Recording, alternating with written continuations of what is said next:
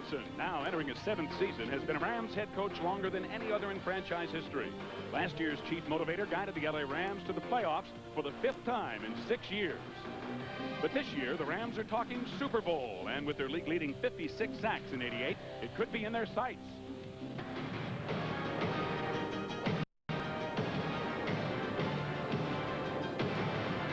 You'd have thought the Atlanta Falcons had died last year. There were more sacks in the stands than on the field. Head coach Marion Campbell is faced with trying to revive the falling Falcons. But superb young quarterback Chris Miller, along with all-pro running back John Settle, and the changing uniforms rookie Deion Sanders could put an end to the Falcons' frustration.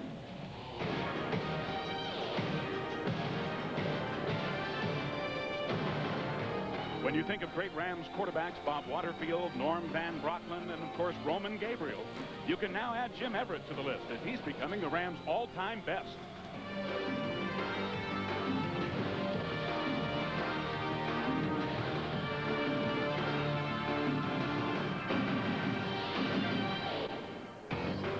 CBS Sports presents the National Football League as this afternoon from Atlanta's Fulton County Stadium, the Los Angeles Rams take on the Atlanta Falcons.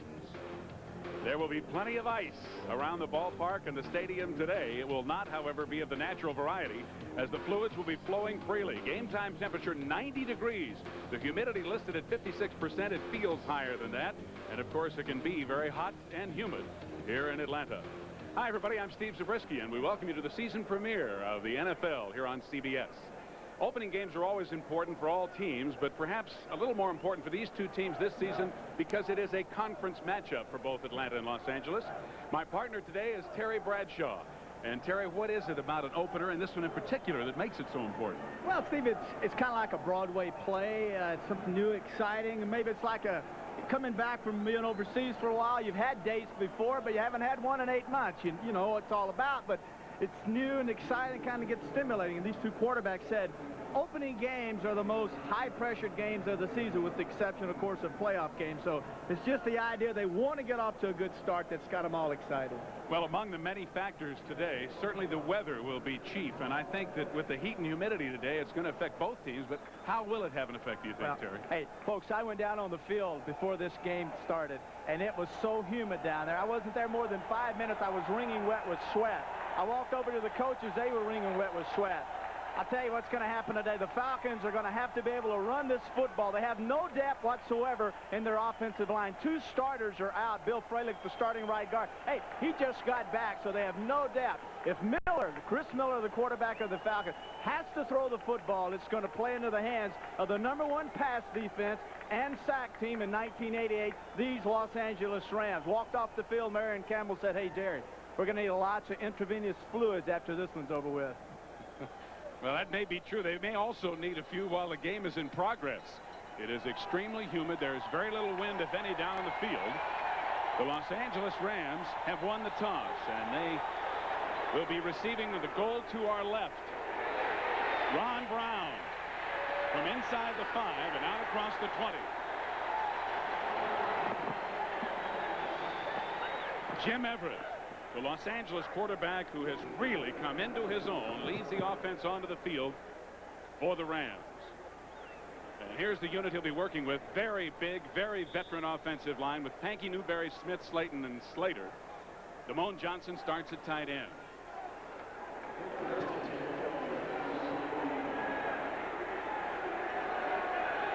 The Rams with a very balanced attack, which is one reason why many people feel they may be a contender for the Super Bowl this year. On first down, Robert Del Pino out of the backfield for a short gain, just short of the 25. Bobby Butler, the veteran defensive back, up on the tackle for Atlanta. In the backfield with Everett, Greg Bell, Buford McGee. Now you'll see Pete Holohan at the H-back position once in a while. Henry Ellard and Willie Anderson, 2 great receivers. And on long yardage and third down situations, look for Aaron Cox and, of course, the speedster Ron Brown to be in there as well. Second down and 6 following the gain of 4.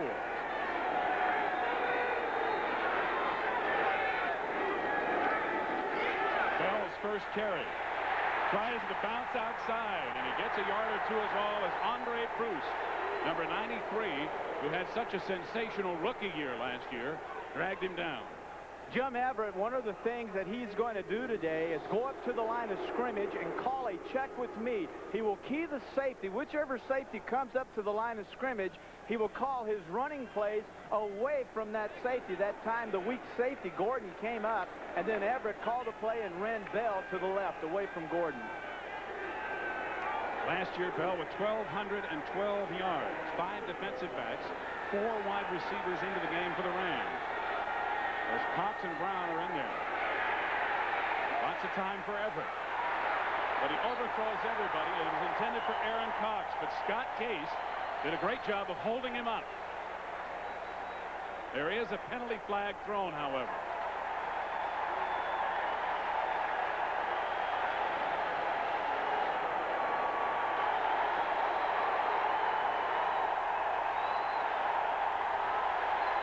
Dale Hamer is a brand new National Football League referee. Number 56, offense. The penalty is declined. 4th down. So the offender, veteran center Doug Smith, and here is Deion Primetime Sanders as Dale Hatcher will put it away for Atlanta, and the fans here in Falcons Stadium are up. Sanders at the 20, drops the ball.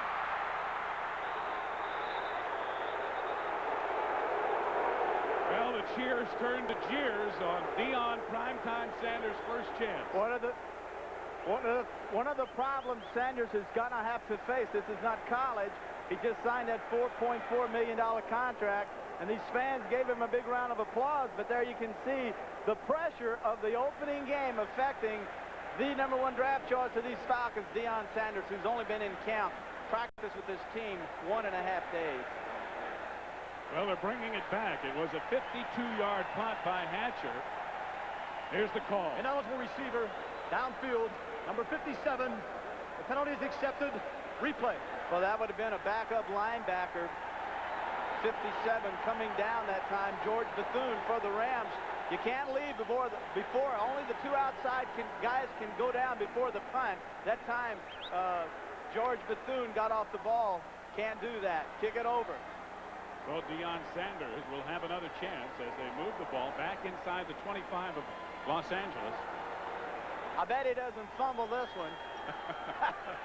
Well, he fielded a couple of dozen punts in practice on Friday flawlessly. Hatcher doesn't get off nearly as good a kick. And Sanders at the 40. At midfield and bumped out of bounds there.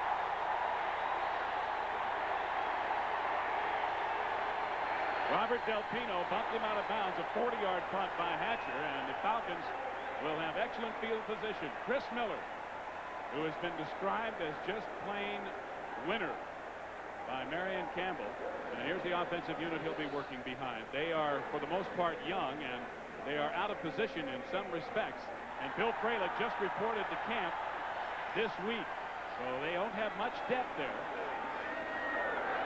Could be a big factor today. They have excellent field position at the Rams 48.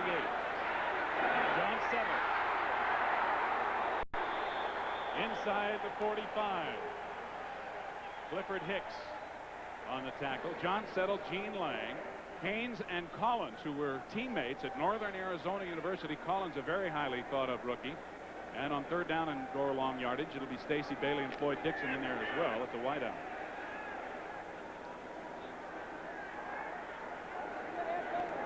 It is 2nd down and 4. The ball at the Los Angeles 42 after the gain of 6. And the pass to Settle. Settle on the carry. And he's wrapped up right away by Kevin Green in his 5th year out of Auburn. Now, the Rams' defensive line consists of only 2 people. For the most part, they run the Eagle with these 2, Reed and Miller, and then Alvin Wright will come in at nose tackle when they go to a more conventional set. And then the 5 linebackers, Green, Owens, Messner, Brown, and Wilcher. For the most part, veterans, active, and good. In the backfield, Gray, Hicks, Newsom, and Stewart, with Newman and Henley in there as the extra DBs. And one of them is in there right now with a nickel package on 3rd down. Settle again. Can't get away. He's wrapped up. just as he crosses the line of scrimmage by Sean Miller. So it'll be 4th down and about 6 yards to go. Well, there's the running game we were talking about, the offset of this show. And I got to believe Marion Campbell's thinking kind of like we are. If we can get this running game going, it's going to be to our plus. We live here in Atlanta. We practice in this, and we can wear the Rams front 3 down. So, consequently, we saw 1 pass and 2 runs. And the run's not effective. Scott Bullhaig, in his 3rd year out of Kansas State, will do the punting for Atlanta. Darrell Henley, number 20, and 28, Clifford Hicks are back to receive for Los Angeles. Whoa. Very high kick. And well past the end line of the end zone. So the touchback on the 43-yard punt will bring it out to the 20 on the touchback, 1st and 10 for Atlanta. No score in the 1st quarter. We'll be back to Atlanta in a minute. The assistant head coach, offensive line coach of the Atlanta Falcons, Jim Hannafin, going over some stuff. There's Mike Ken starting left tackle, and you can see that's a pulling play. Evidently, the linebackers underlined there. The linebackers knocked off the pulling guard on one of the plays, counter draws that the Falcons ran, and they're just trying to get their blocking assignments corrected. So Los Angeles 1st and 10 after the touchback at their own 20. No score. And Everett firing it for Henry Ellard, but it is too tall. Scott Case had the coverage on the NFC's leading receiver last season. Up front for Atlanta, it's Mike Gann, Tony Casillas, great nose guard, and Rick Bryan in the standard 3-4 alignment with Bruce, Rady, Tuggle, and Williams, 4 pretty good linebackers. In the secondary, Butler, Case, Gordon, and Cooper, for the most part veterans, and Dimry and Moore will be the nickel and dime backs. Keep your eyes today. We'll keep our eyes on Tuggle, right inside linebacker for the Falcons, a real hitter.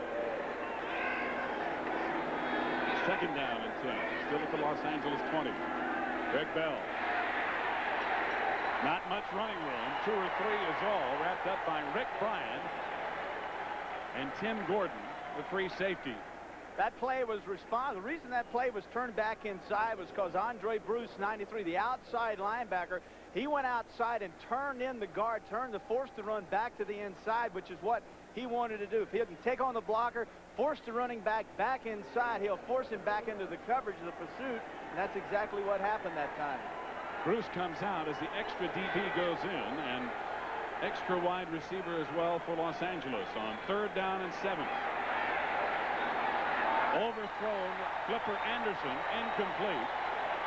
Bobby Butler with the coverage, and it has not been a strong start for Jim Everett. He's 1 of 4. That ball slipped out of Jim Everett's hands. It came out wobbling like a wounded duck, and once again, I want to bring up today that it's extremely humid here in the Atlanta Fulton County State. It's very humid, and your hands perspire. I got to believe sweat got on Everett's hands, forcing that ball to slip. Deion Sanders gets another shot as Dale Hatcher will punt it away. High, short kick. Sanders is going to let it drop, and it takes a Los Angeles roll inside the 20. It rolls out of bounds at the 17. James Washington down to cover it for the Rams. Still no score in the 1st quarter. There is a penalty flag down back near the line of scrimmage after a 60-yard punt by Hatcher. And rookie referee Dale Hamer says it is against Los Angeles. So you got to believe Atlanta's going to accept that one. They're going to accept it. One of the things that Deion Sanders will have to learn is inside the 10, you turn loose of the football. On the play. Illegal substitution, number 26, is refused. We have an ineligible receiver downfield, number 50, which accepted. 5-yard penalty, repeat, down. So we had 2 penalties on the play, and the one that's accepted is the ineligible receiver downfield. Right, it backs them up 5, forces the Rams to kick again. But Deion Sanders should have run up, fair catch, and caught the ball another 15 yards. He should not have allowed that ball to bounce. If the ball is going to go past the 10-yard line, then you wave it off, get out of the way, and let it roll. Los Angeles penalties have wiped out punts by Hatcher of 52 and 60 yards. So now he'll have to do it. And he'll kick it away just outside his 5. This is a beauty. And Sanders retreats back to the 32. Drops the ball again.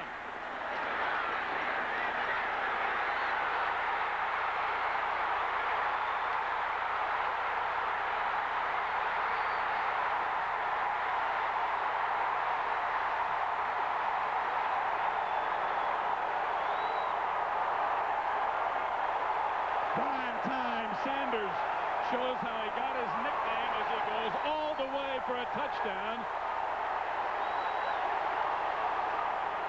Garland Thaxton with a great block to spring him on a 68-yard punt return to put Atlanta out in front.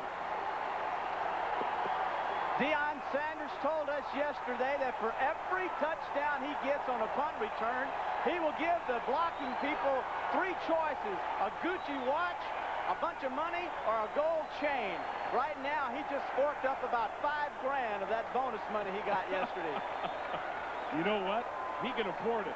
He can afford it, and that's excitement, and that's prime time, and that's why he was their #1 draft choice. Paul McFadden on to attempt the extra point. Out of Miller's hold, and it is 7-0 Atlanta. Let's take another look at Deion Sanders.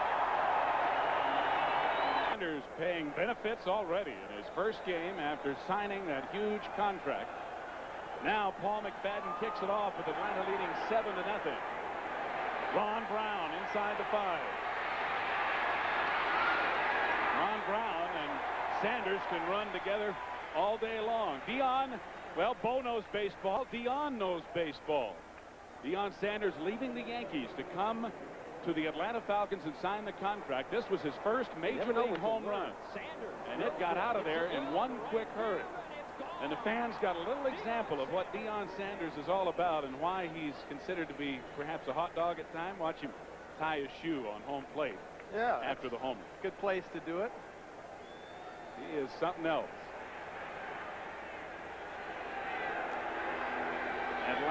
Brother, Los Angeles in business, 1st and 10 at their own 21. They have been unable to get their offense on track yet, trailing 7-0. Everett to throw again. Eller bumped out of bounds by Bobby Butler, and he is close to a first down. One of the things we're going to watch is the cornerbacks for the Falcons like to play off 10 yards and then read the receiver by dropping back. They don't play tight. And what happens is Everett will see this, and he'll throw these little 5- and 8-yard sideline patterns all day long until he gets Case and Butler to come up and press his wideouts. Then and only then will he then allow himself to start going deep with those guys. It's a gain of 11 for a first down, just outside of the 30 of Los Angeles. Greg Bell trying to cut back, nowhere to go.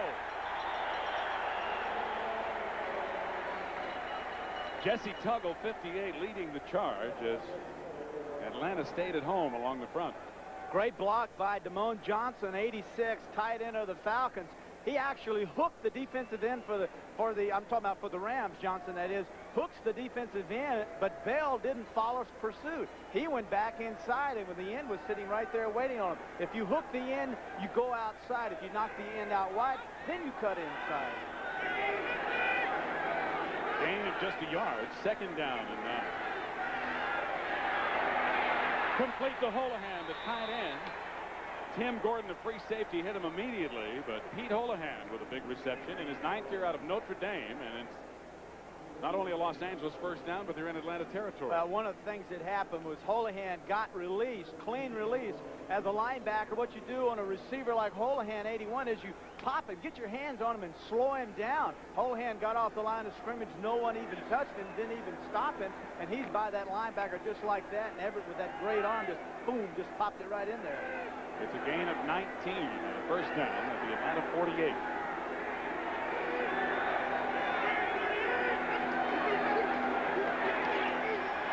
Going long.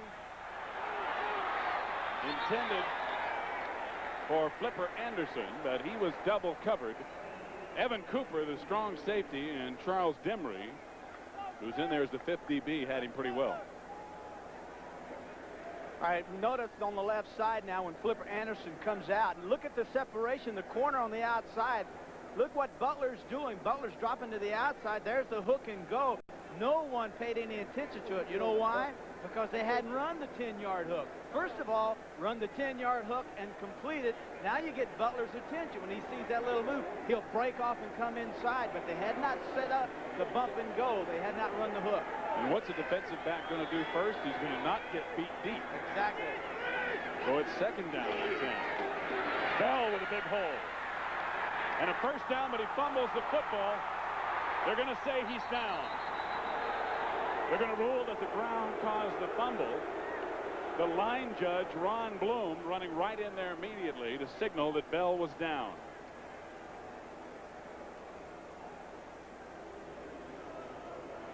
Bell right in the center of your screen. Notice that just a lead block by Buford McGee separates, gets the gap inside for Bell. Now he goes down. And that looks to me like before his elbow hit the ground that the 99 Green knocked the ball out of his hand. Let's see once again. And they may be reviewing the play. Yeah, that looked like a fumble. It looks like it wasn't 99 Green. It was Andre Bruce, the linebacker. Looks like he comes across and swings that hand in there and knocks the ball out, Steve, before Bell hits the ground. Jack Fetty, the replay official, and they're looking at it one more time. Okay, there's Bell inside. Now, he's not down. Now, here comes the hit, and there's your fumble. Folks, that's a fumble. The ball was knocked out by Bruce. It should be Atlanta's ball. Another angle. The play stands. First down. I don't know why they have instant replay and why they even bother doing it when they don't ever change their calls. It don't make sense to me. Well, they were looking at probably the same thing we were all looking at, and they ruled that it was not a fumble. So it's 1st and 10 Los Angeles at the Atlanta 36. Bell again. Down to the 20, to the 21, perhaps. Joel Williams on the tackle for Atlanta, and Bell picks up 15.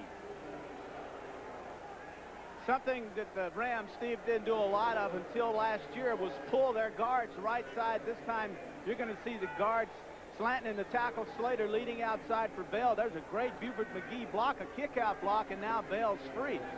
Bell only played in the first quarter last week. His first game, he had a contract problem. He came in not real happy with management, and if they continue to run him today, they've got a great one on the bench named Gaston Green who'll spell him. Bell's carried 5 times for 35 yards. On a reverse, Ron Brown. Great speed. Wrapped up inside the 10 by John Rady. But it's going to be 1st and goal Los Angeles at about the 8. These plays are called by Ernie Zampese up in the press box, formerly of the San Diego Chargers. Great offensive mind. And what his thinking was, it was inside the scoring territory of the Falcons. The Falcons are known to blitz and become extremely aggressive, and one way to slow that down is to show flow one way and reverse it the other. That is a reverse. It's a handoff to Brown, comes back around, does a fine job of running. And there's Ernie Zampese, who for so many years orchestrated the big yardage San Diego offense before moving up the coast to Los Angeles. Everett in the end zone, but nobody's there. Buford McGee saying he was held up, and he was by Robert Moore, the safety. But he doesn't get a call. There are some scores now, games underway around the country, as we'll continually bring you up to date. Kofer with a field goal for San Francisco. In the Battle of the Bays. It's going to be 2nd down and goal, still at the 8 for the Rams. Marion Campbell, who himself sends in the defensive signal. Well, he's known as one of the really fine defensive coaches ever coached in the National Football League, so he's his own defensive coordinator. Buford McGee. Maybe to the 6 is all. John Rady and Tony Casillas pushed him back. You know, one of the problems, when you get into ball calling plays, one of the things you must think about, let's think like this. If you're real aggressive with your defensive line, then you run draws because you go right by their aggressiveness. But it's so hot today, and the Falcons have been on the field now for a little bit on this drive, so now they're just sitting there playing their guys in front of them. They're not really rushing the passer. They're just playing off of them, reading in the backfield. So therefore, draws are not good plays. They don't work. It was a gain of 2 to the 6-yard line, where it'll be 3rd and goal. For Ellard, but overthrown.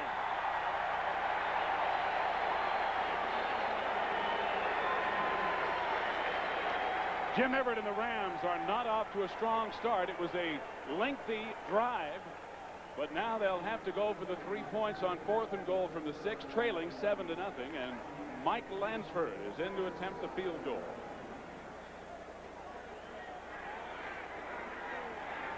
Pete Holohan will do the holding at about the 14. So it'll be about a 24-yard attempt. And it is good. 4 minutes and 42 seconds remaining in the first quarter. The Atlanta Falcons leading the Los Angeles Rams 7-3. The Falcons with a 7-3 lead. They did it on a Deion Sanders 68-yard punt return, and a long Los Angeles drive has resulted in a field goal. So Lansford will kick off. 89 George Thomas and 20 Evan Cooper back to receive it. It was George Thomas 2 yards deep. And a flag goes down at the point of the tackle at the 18. Frank Stams, or Messner was, Mark Messner down there to make the hit.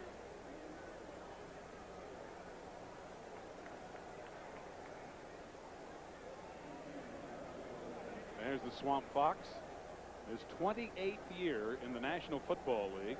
His second stint with Atlanta. 9th overall as a head coach in the NFL. Illegal block above the waist. Number 26. Correction 37. Correction 37. First down. Elbert Shelley, backup safety. So moves the ball back inside the 10 to the 9. No guy we haven't heard from yet is Sean Collins, #1 draft choice of the Falcons, 85. He's a wide receiver, big, tall kid. They really like him. Falcons have hardly had any time on offense at all, but they lead 7-3 as Chris Miller brings them up 1st and 10. Gene Lang in motion. Miller has it knocked down right at the line of scrimmage.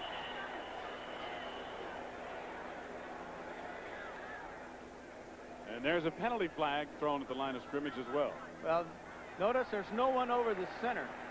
93 Reed out to the left and to the right. 98. That would be Sean Miller. Those are the 2 tackles. So there's no one over the center that time. No odd man front. That's not the Eagle.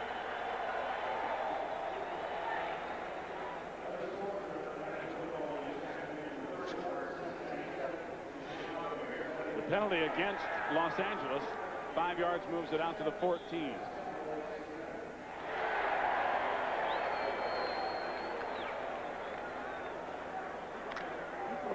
So it'll be 1st and 5.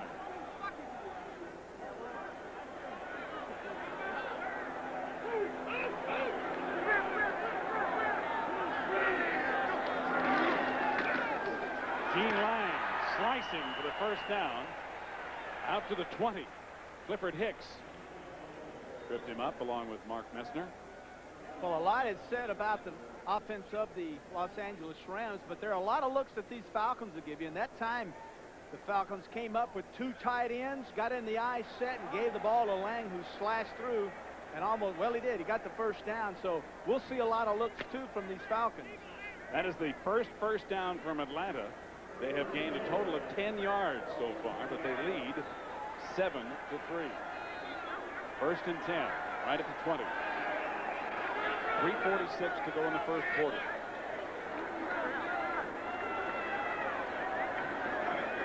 And now Miller calls timeout. One of the things that Los Angeles' defense can do is confuse you a little bit. And they bring an extra guy into the defensive line, it appeared, and Miller didn't quite know what to do. Well, the third man they're looking at is 99. That's Alvin Reed. He's a natural nose tackle. There are 3 tackles in there. That's why Miller called timeout. Defensive coordinator Fred Shermer, who has been the architect of this Eagle approach, which the Rams are not in at the moment, as you see Big Alvin Wright right up over the center. In the Eagle, there would only be 2 down defensive linemen. 1st and 10. Atlanta at their own 20. Miller under pressure, gets it away, but incomplete. Intended for Settle. Mike Wilcher coming from that outside linebacker position to put the pressure on. Yeah, in a 3-4, now that the Rams have 3 big linemen in there, in a 3-4, a quarterback comes out and looks at the strong safety and determines which side the rotation is, because the side the rotation is means the linebacker, in this case 54 Wilcher, he will be coming from the opposite side. And so this time Miller saw it, turned around, but the back settled coming out, didn't have his head around to help out young Miller. Second down and 10.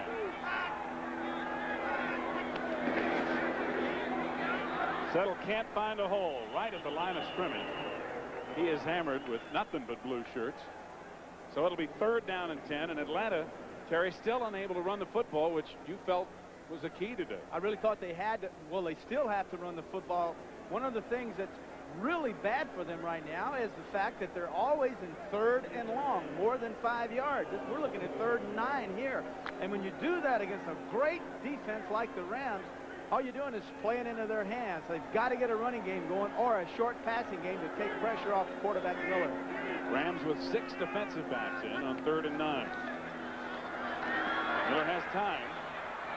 Incomplete. It was intended for Floyd Dixon, and it was a catchable ball. Wilcher had the coverage. That was a mismatch, but he couldn't hold on. Couldn't hold on, and Wilcher almost got his hands on it and took Floyd Dixon's eyes off of the ball. He didn't touch the ball. He just made him take his eyes off of it. The ball hit Dixon right in the chest.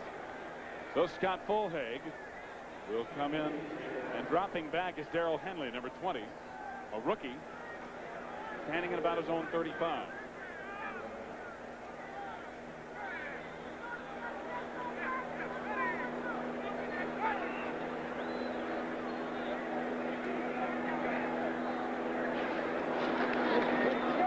Pressure, but Fulhaig gets it away. Henley takes it at the 38. Runs out of bounds in Atlanta territory near the 45.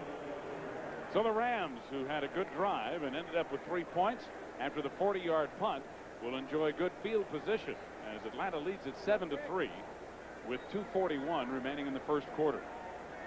Everett's had a great preseason.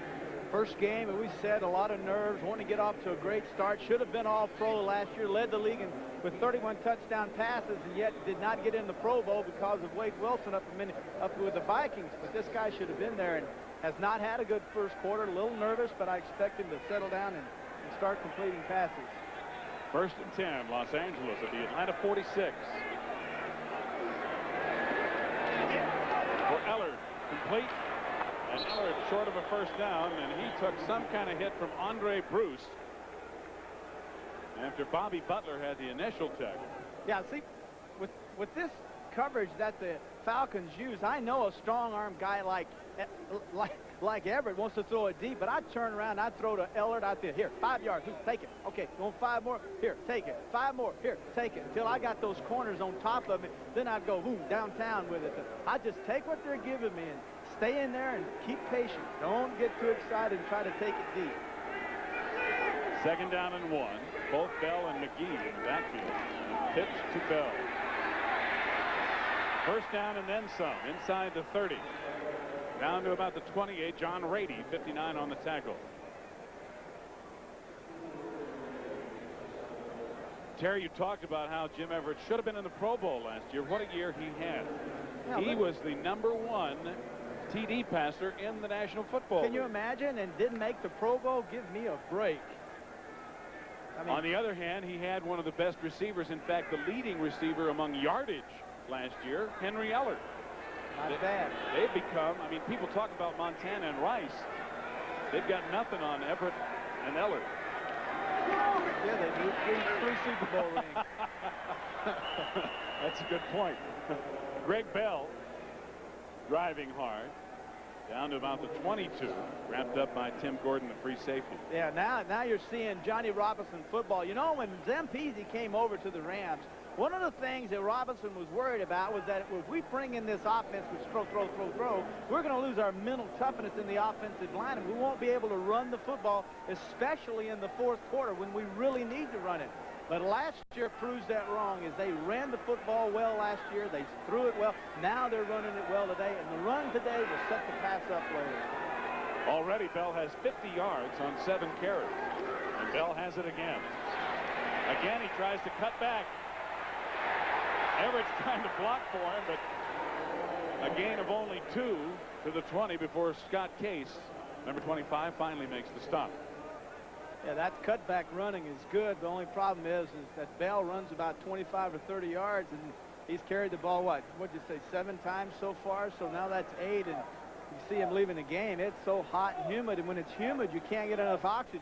So they'll bring in Gaston Green and kind of give Bell a break. Get a little north and south action going. The end of the first quarter here in Atlanta. The Falcons leading 7-3.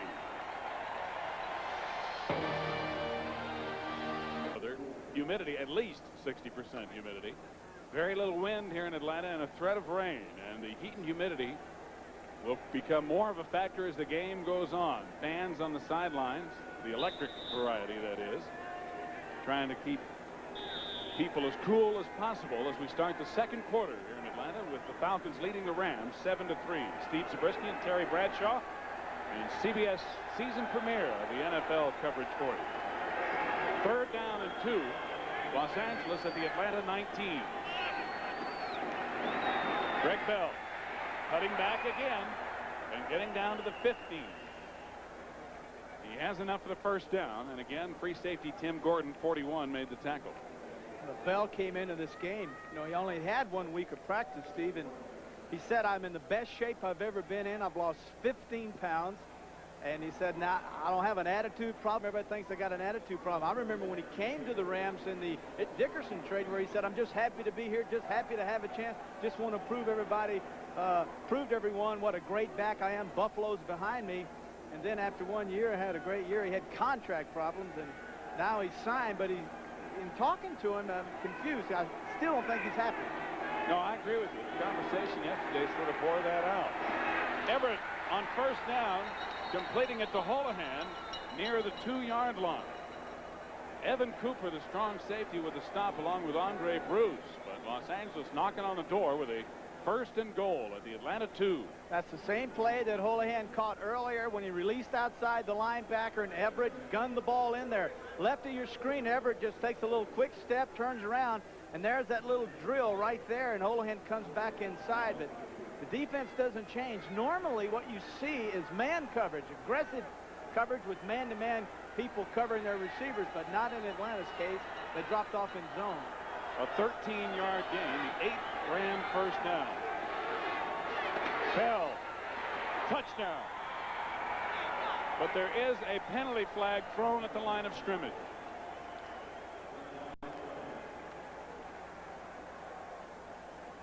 Offside against Atlanta. So obviously the Rams will refuse it. Dale Hamer will tell us about it. Offside, number 99, the defense. The penalties declined. Touchdown. Tim Green, number 99, the offender.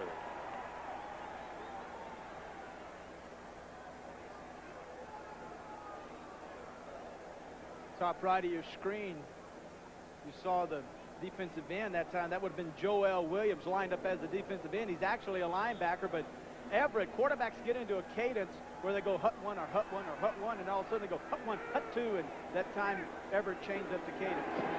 Lansford's extra point is good, and the Rams have come back with 2 strong drives to take the lead. It is now 10-7, Los Angeles. At this point is very simple. Deion Sanders has provided about the only excitement for Atlanta. The Rams on 2 drives got a field goal and a touchdown. They have monopolized the football, the clock, and the offensive yardage. And in the second quarter, with 13:25 to go, they lead 10-7. And Terry, it sort of has gone so far as expected. And really, Atlanta still needs to get something consistent going on offense. Well, Miller hasn't really attempted that many passes. They've tried to run the football, have not been that successful at it. And the Rams are running the ball extremely well, and that's going to set the passing of Everett up later. Evan Cooper on the return. A penalty flag goes down as Cooper crosses the 30 and gets out near the 40.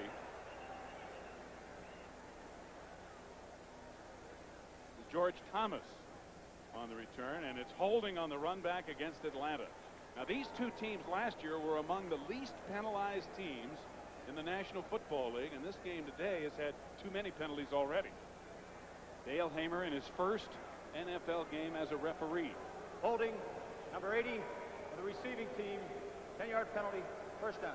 Atlanta had excellent field position, and Marion Campbell's got to be beside himself as they are now back at the 15-yard line. after Thomas's return is called back. Yeah, when you're not moving the football well offensively, you rely on special teams, and that time a good return by Evan Cooper, but a penalty on the kickoff, and penalties right now are hurting the Falcons.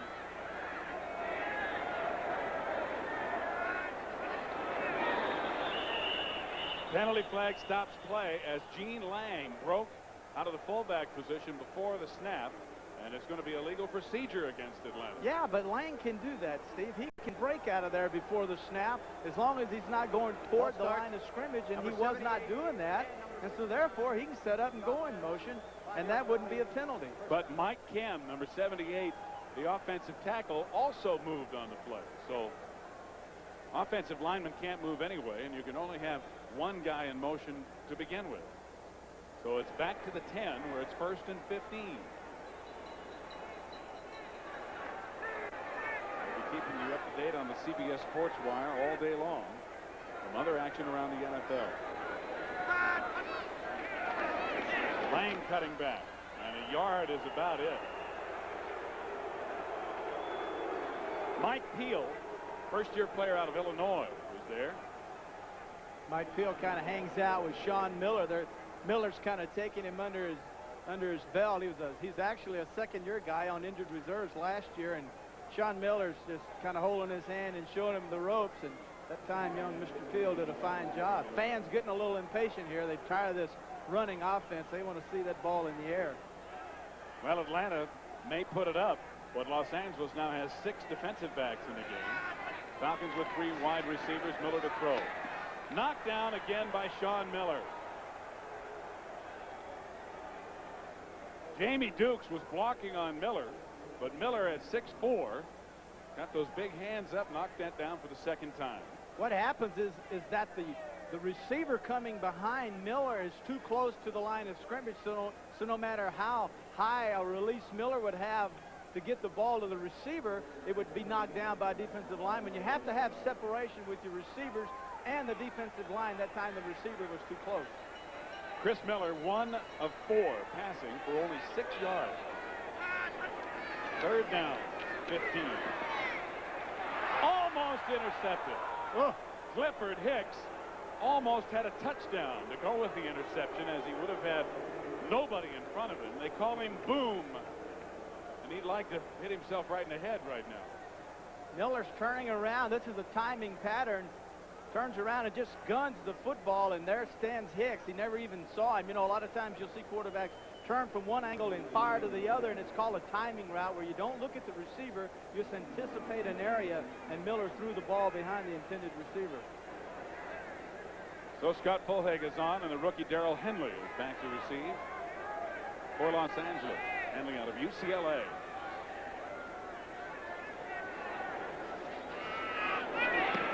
Fulhag just does get it away. Whoa, what a kick. Beauty. Henley at the 40.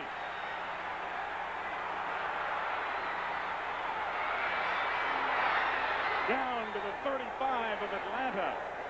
A 49-yard punt, but a great return by Darrell Henley as Guy Bingham saved the touchdown. Second quarter, and for the second possession in a row, the Rams will start with excellent field position. They began at the Atlanta 46 on their last possession. It resulted in a touchdown, and now after the return by Henley, they are at the Atlanta 35. 3 wideouts in the game as Ellard motions. And a quick one to Holohan, who holds on, although he was tackled immediately, inside the 30. Evan Cooper right there. There's the hitch again, but the only difference is same formation, typical Ernie Zampese. Exact same formation. Earlier we saw Henry Ellard 80 flanked out wide. This time they just took the H back. Holohan, they put him out wide and threw the same little 5-yard hitch. You know, that's the beauty of this offense, is that you recognize people by their numbers, and so therefore when they're out of place, it changes the coverage. The defense must be constantly adjusting. Constantly on the move mentally. 2nd down and 4 at the Atlanta 29. Gaston Green and Tony Casillas right there to nail him behind the line of scrimmage. Casillas now in his 4th year out of the University of Oklahoma. Nose tackle right over the center. Smith. First thing he says, I have to be quick with my eyes. Smith goes to the right. I go to the left. There's the tackle. But he said, when I came back, the first thing I have to do is get my eyes to be quick. My hands and everything else will follow suit. A loss of 1 on the play. It is 3rd and 5.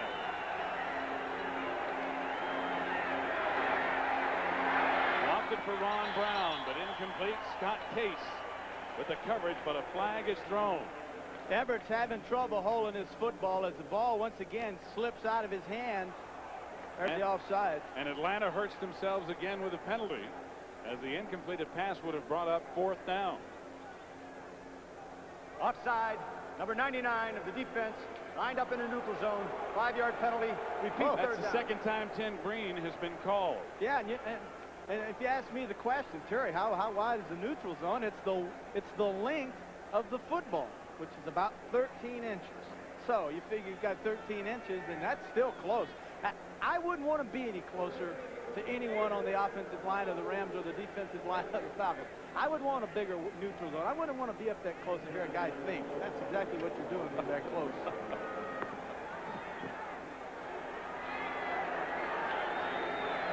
Third down and 1.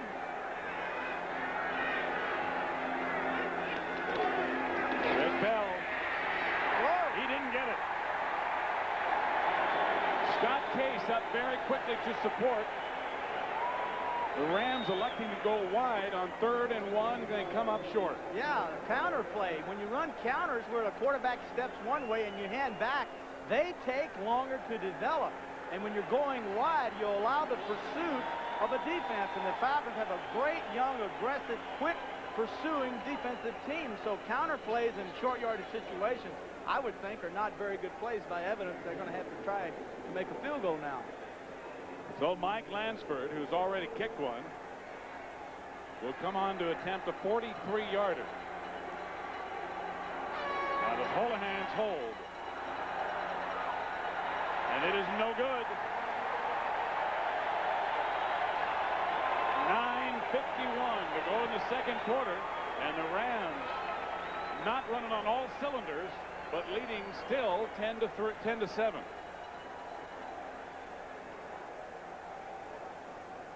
Marion Campbell, wherever he has gone, Terry, has been known as a superb defensive tactician. He had the Purple People Eaters in Minnesota, had the Fearsome Foursome in Los Angeles.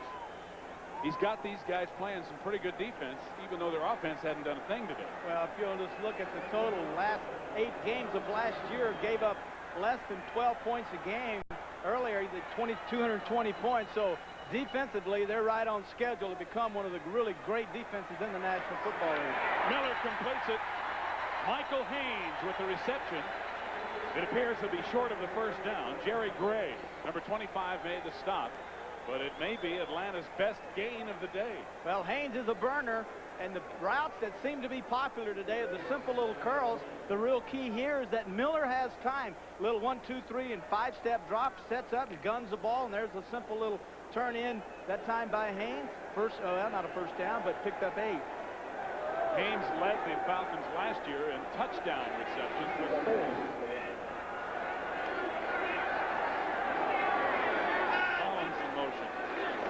Settle appears to have the 1st down as he punches it out to about the 37. And that is only the 2nd Atlanta 1st down of the day.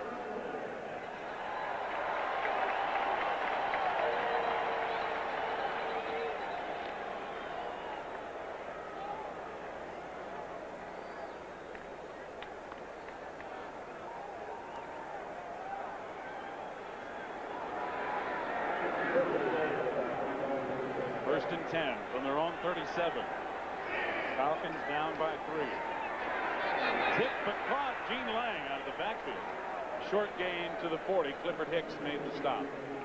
Well, coming up next here on CBS Sports, it's the U.S. Open and the men's final today. The culmination of 2 great weeks of tennis here on CBS, and how appropriate that the number 1 and number 2 seeds Yvonne Lendl and Boris Becker will be going head-to-head. Almost as exciting as a Terry Bradshaw, Steve Zabriskie tennis match. Yeah, Ivan Lendl, Boris Becker, my heroes. Man, those guys can smack it, can't they? They can do it, and they'll be doing it later today right here on CBS. Second down, 7. Atlanta their own 40. Swing to settle.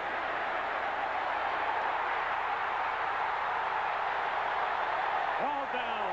Vince Newsom, the free safety, saves a touchdown as Settle picks up the biggest gain of the day for the Falcons. A little dipsy-do that time. The blockers for the Falcons allowed the Rams' right defensive side to blitz and come free. When they came free, Miller with perfect timing just turns around, a little play action, and just dinks the ball outside. And there's your screen. Everyone's inside. Ooh, look at Collins, 85 with a good block. And now it's up to Settles to outrun that time. I believe it was 22 Newsom, the free safety, who brings him down, but it was a foot race.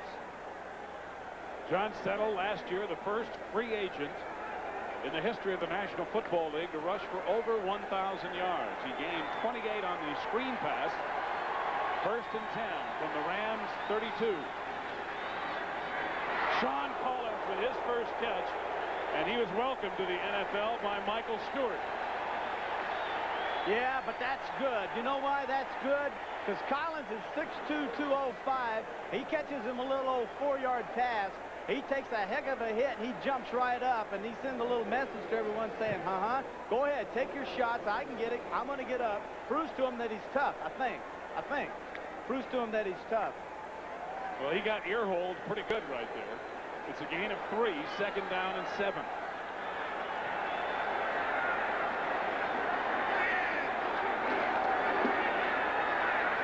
In and out of the hands of Ron Heller, the tight end. Mel Owens had the coverage. Yeah, Heller's one of those Plan B guys, you know, with those roster deals where you could go out and sign all these free agents, and these Falcons picked up 4 of Plan B players, and Heller is a starting tight end off of that, so a good job. That time Miller just threw the ball too hard. Heller had his guy beaten. All he had to do was just put a nice little touch on him, making an easy catch for him to catch it and turn it up the field. So it's third down and 7. Still at the Los Angeles 28.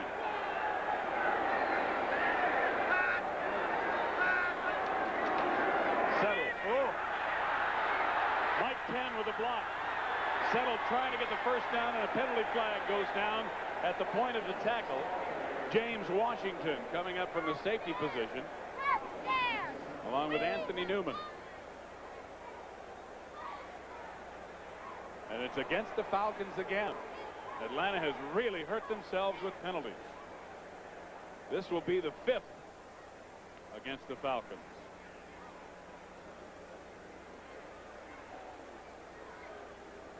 Illegal block, number 85 of the offense. 10-yard penalty. Repeat, third down. It's the rookie Sean Collins with the illegal block.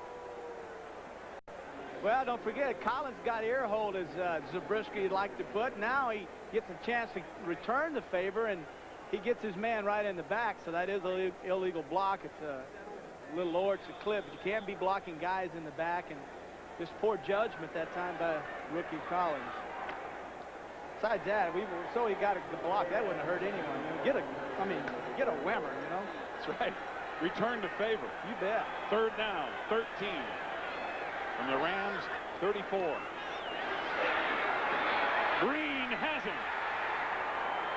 Kevin Green with a sack of Chris Miller. Hey, Green finally got in there. He had 16.5 sacks last year, only 5.5 at the end of the season. Number 91 down on the line of scrimmage like a defensive end. Gets around that time. Houston Hoover, second-year tackle of the Falcons, gets around him and makes the sack. Only 5.5 sacks in the second half of the season. The reason he said was that the opposing teams would put a back on him. The back would hit him, slow him down, and then the big lineman would pick him up. And therefore, he had to go through 2 people to make the sack of the quarterback. So Atlanta out of field goal range, and Scott Fulhaig with a very high, deep punt that lands in the end zone. A 43-yarder by Fulhaig. And the Rams will have it back, leading by 3.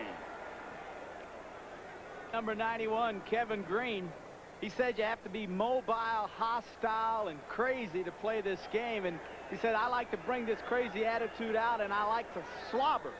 Yeah, slobber gets him going for these games. So he's slobbering right now because he went around Houston Hoover to get his first sack in 1989.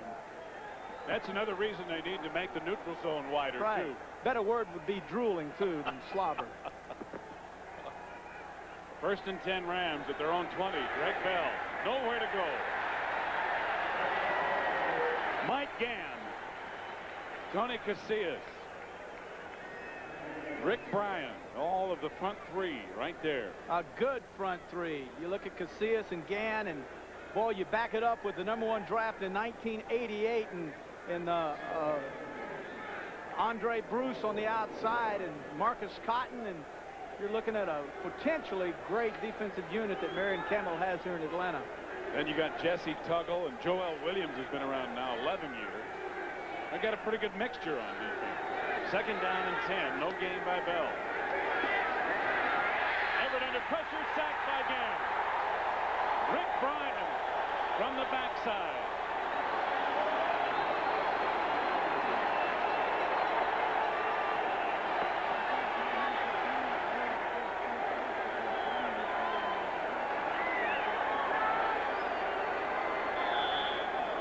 Gann coming from the left side, number 76.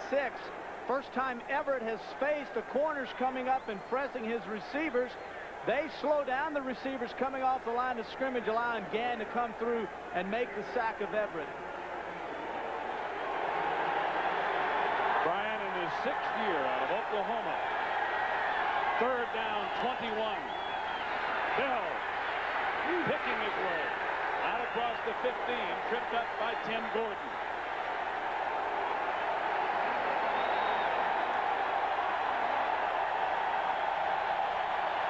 The Falcon fans haven't had much to cheer about on offense, but they love this defense.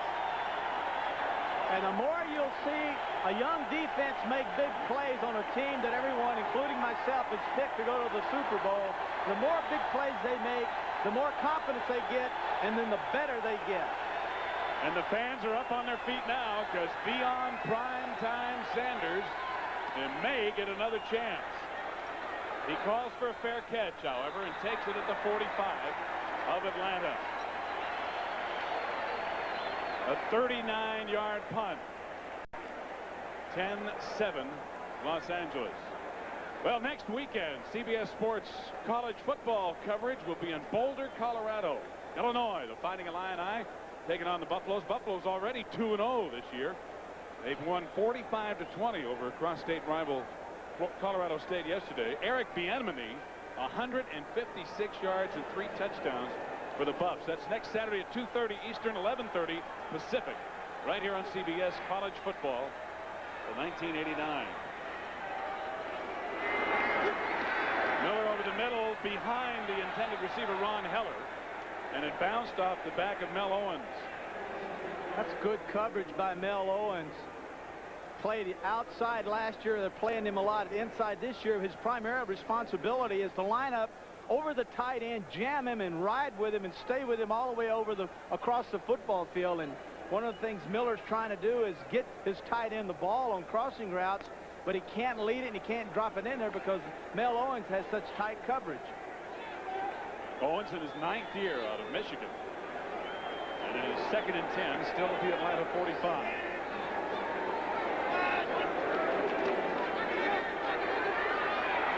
Lots of time, but nobody open now. Heller comes free, and it's a first down. As Heller gets into Rams territory at the 41.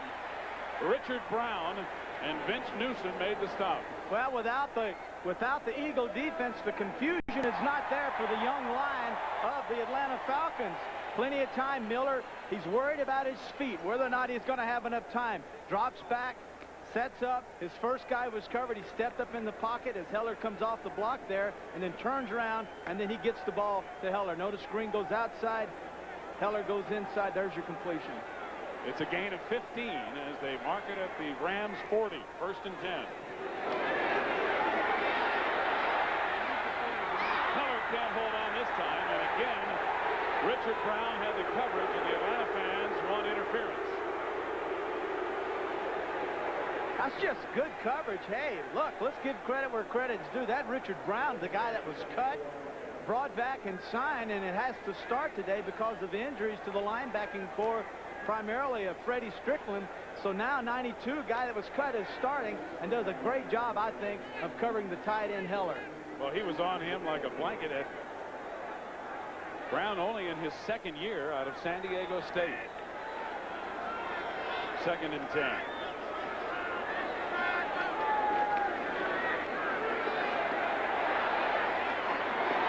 Gene Lang for a gain of only a couple to the 38. Mark Messner and Michael Stewart, the strong safety, get him there. One of the things coming into the game was that because of Scully, the starting guard, and Ratloff, the starting center for the Falcons, staying out of the game, Miller is not sure. He doesn't know if he has enough confidence in this line put together by the Falcons, and he was concerned. He said, I have to keep my feet planted firmly. Don't show jittery feet. Well, watching that, he looks pretty good. Looks like he has nice, confident feet. He completed the pass, but not nearly enough of a gain. Only 2 yards. It's 3rd and 8.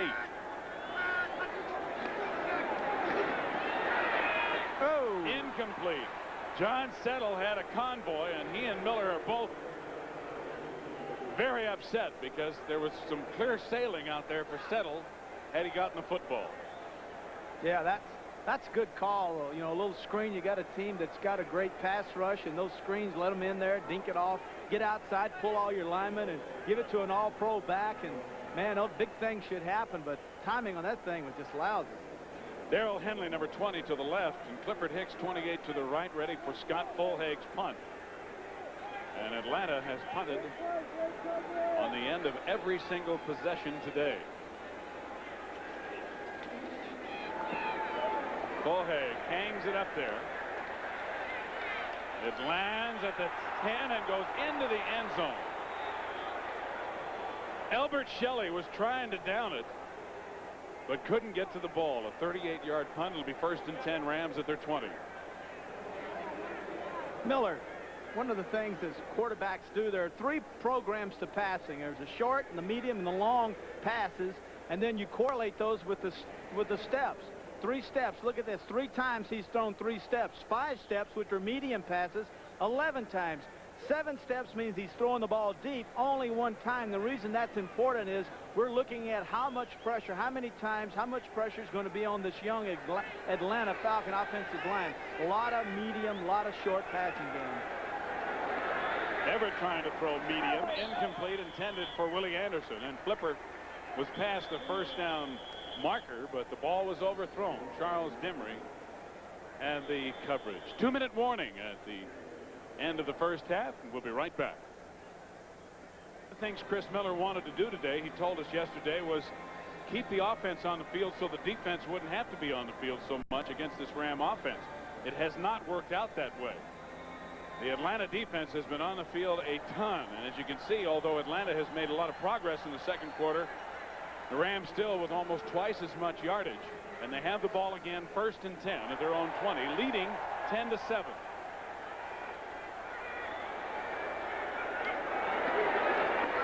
Greg Bell for about 6 to the 26. Albert Shelley and Charles Dimry make the tackle. It was 2nd and 10, not 1st and 10, so now it's 3rd down and about 4 yards to go.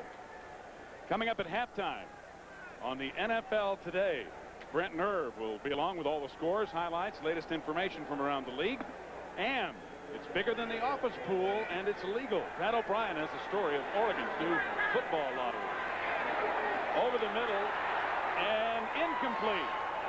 Atlanta saying they have the fumble recovery. It was intended for Pete Holohan, and Scott Case picked the ball up. Tim Gordon also there, but an incompleted forward pass makes it 4th and 4. We're seeing a lot of passes by both teams to their tight ends, and obviously that's where they believe the weakness, the coordinators, that's the weakness. And that time Gordon, 41, coming up making a stop, but We haven't seen the deep passes. We haven't seen the deep crossing routes that the Rams and Zampezi are so famous for. It's been a very, I think, conservative offense run pass-wise by the Rams. Hatcher under some pressure with a very high kick. It's going toward the sideline, and Sanders lets it bounce, and it goes out of bounds. Deion choosing not to return that one.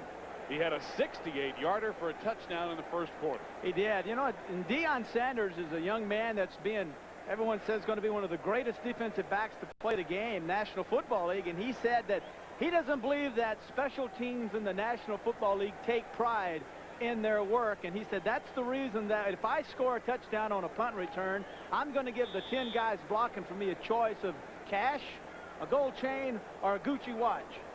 And I guess that if he has 3 of those and you got cash, gold chain, and Gucci watch, then you have to have a meeting with Deion and his agents to kind of come up with something else, you know, like a Mercedes and a motorcycle and fishing rod. It'll be interesting to see if he, after 3 for a touchdown, what he goes to. Miller on first down. Sean Collins with a leaping grab. Yes, no, they disagree. One official says it's a catch. The other says no, he's out of bounds. Jerry Gray had the coverage, and we'll see what they eventually decide. Well, the decision is had the receiver caught the ball and come down on his own, would his feet have landed in bounds, or would his momentum carried him out of bounds? Hard to tell because he caught the ball and was pushed out while he was in the air by Jerry Gray. They're giving him the catch. I think it's a proper call. Gray did give him a shove, and even at that, he got 1 foot in bounds. So it's a first down for Atlanta. Gene Lang with nowhere to go. Kevin Green with the bear hug, and maybe even a slight loss on the play. Green just loved it. He told me before the game, don't you just love it? Ain't this just great? I just love this game. Does everyone in this room appreciate how much football means to everyone? I just love playing football. But I walked up, I said, you know, I wish I had a uniform on. I'm kind of fired up about this myself. This guy loves to play, and that's nice to know. Well, he played right through John Settle, and he's going to take a little break as he lays down on the sidelines. We've been there. Yeah, got a little hamstring problem. Yeah, a very high hamstring problem. It's going to be third down and a yard to go for Atlanta. They have the ball at the 39. There are some of the fans. This is Pom-Pom Day at Fulton County Stadium. So the Atlanta fans up and waving their pom-poms on occasion, but they haven't had a whole lot to wave them about yet. Rams leading 10-7. 1:02 left to play in the first half. Complete to Heller. Clifford Hicks runs him down, but not before he picks up a first down out near the 48 of the Falcons. See, those are real simple routes, because what you do when you throw a football is if you have a receiver going to the left, you must have one coming to the right, and all the quarterback Miller is doing is bringing his flanker in, sending his tight end out. He reads the coverage. If the coverage drops in, then he dinks it to the tight end. Good read by Miller. Fine catch by Heller. First down, Falcons. That is the first third down conversion Atlanta has been able to come up with today.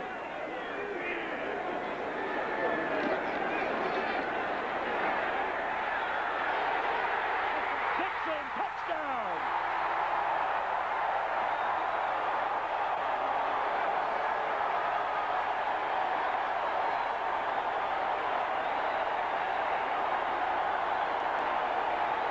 Dixon beat the rookie Darrell Henley for a 53-yard Falcons touchdown.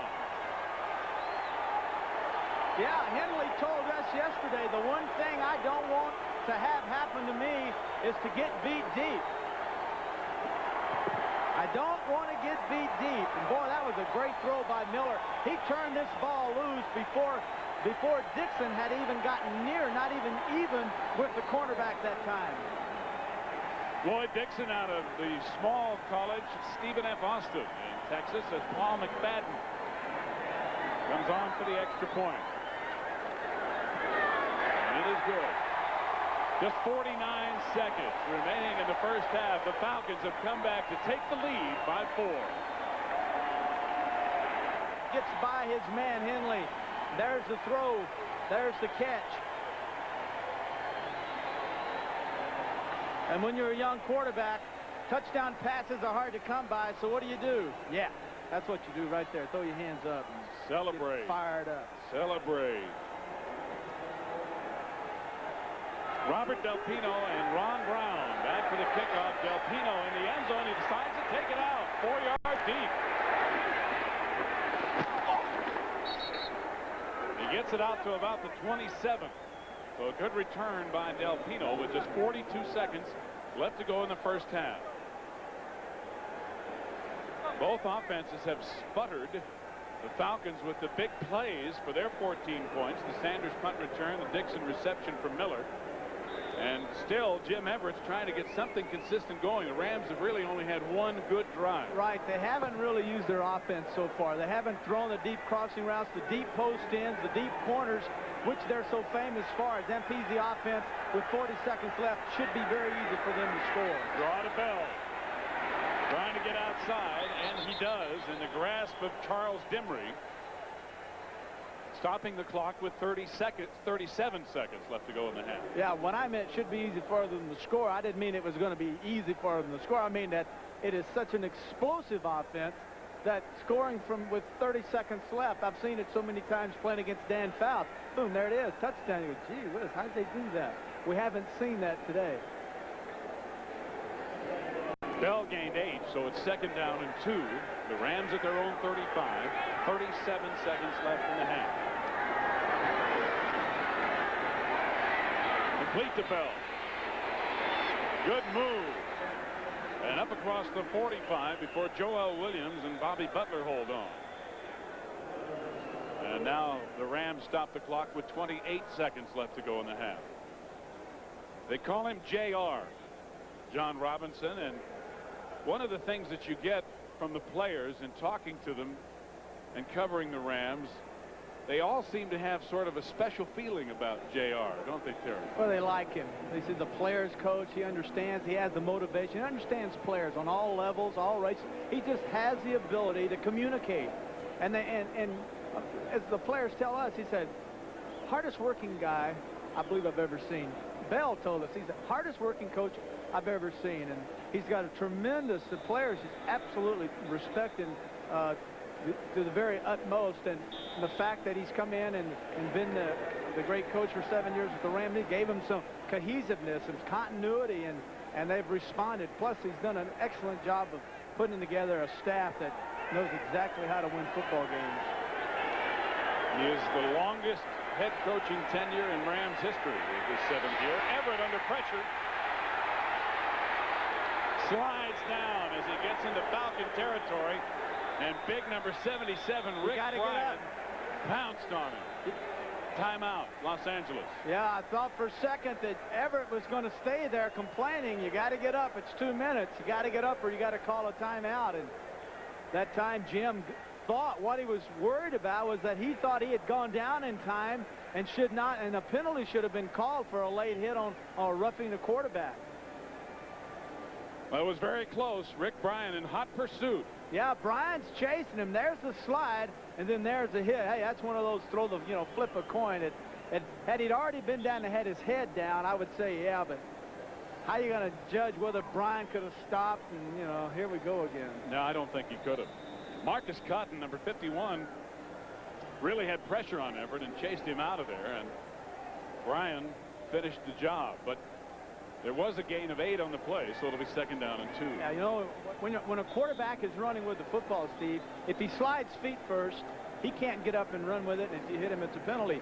But if he slides face first and you don't touch him, he can get up and run for a touchdown. So he's protected if he runs and slides feet first.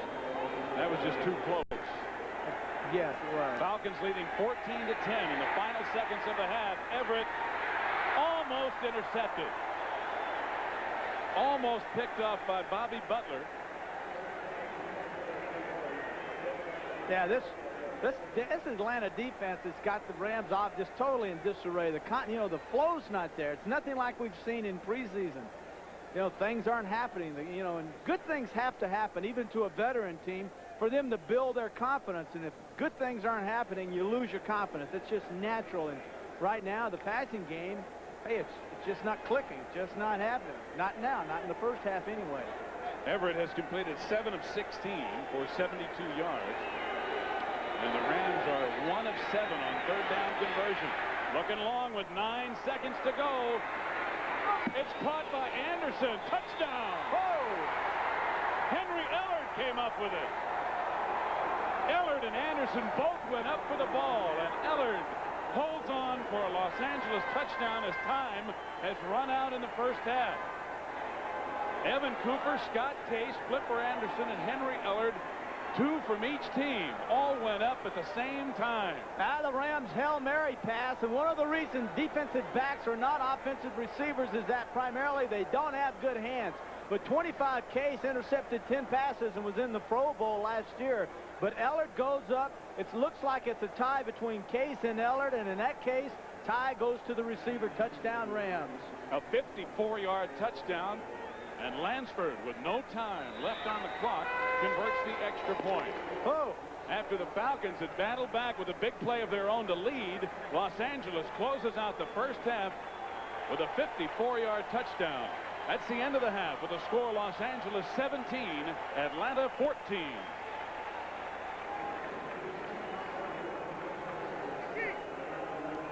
Season is always an exciting time, but the state of Oregon has sweetened the pot this year. They've given fans a chance to win or lose a little money legally. And our Pat O'Brien is in Oregon, where he's been checking out the state's new sports action game. Football. Mary Carpenter of Troutdale, Oregon is doing something she's never done before. She's placing a bet on professional football. Sold America. For $1, Mary owns 4 games today. Green Bay, Buffalo, Philadelphia, and Minnesota. Mary's not alone. Football lottery has arrived in the Pacific Northwest, and the Pacific Northwest loves it. Oregon Lottery, could you hold, please? No play action, but a shot. Touchdown! I'm from Seattle, so I like to watch the Seahawks and LA Rams. Chicago Bears. Brian Bosworth. Ow! You can pick from 4 to 14 games here. Spend from $1 to $20 a ticket. For $1, if you win 4, that's $8. Beat the point spreads on all 14 games, $8,000. The people here are hoping to raise $9 million annually for local collegiate sports and scholarships. They've already raised the interest in the game. We have people talking about injury lists, weather reports, point spreads are comparing our line to the Nevada line on a day-by-day basis. So it's really created a lot of interest in the game, a lot more interest. Football lottery failed in Delaware in 1976, but in 1989, the experts in Las Vegas believe the time is right for those dollar lotto folks. Basically, it's the old story. Where do you think the money for sports betting should go? Should it go to buy an illegal bookmaker a new Cadillac, or should it go to support intercollegiate athletics in Oregon? I think the answer is pretty easy. We're concerned about the domino theory. We're concerned that other states will start their own lotteries, creating a whole new generation of gamblers, a whole new group of sports fans betting on our games. The river that runs through Portland flows ironically to the north, where football allegiances around here have long rested with the Seattle Seahawks. But now, with this little card, football allegiances and $1 here, $1 there will flow in every direction. Up and down the Willamette River, people tell us they love the idea. Their favorite betting team, the 49ers. And you can bet they'll be watching differently. I think it's going to get the borderline people that didn't really follow football that much before. There's a lot of betting going on, you know that, in football, but it's going to get the housewife that she's going to think, hey, I can sit there and pick a few like my husband has done. Yeah, we think we might have a winner. Which brings us back to Mary Carpenter, who is watching today with the remote control in one hand, that ticket in another. $8,000 buys a lot of groceries. Pat O'Brien, CBS Sports, Orient, Oregon. What's your feeling, Art? Well, I think it's long overdue, really. I think a lottery like this is managed by the state, gives people a legitimate outlet to go ahead and wager on games. They're doing it anyway. You know, it's overdue. All right, let's send you back to the stadium now and the game you're enjoying on CBS.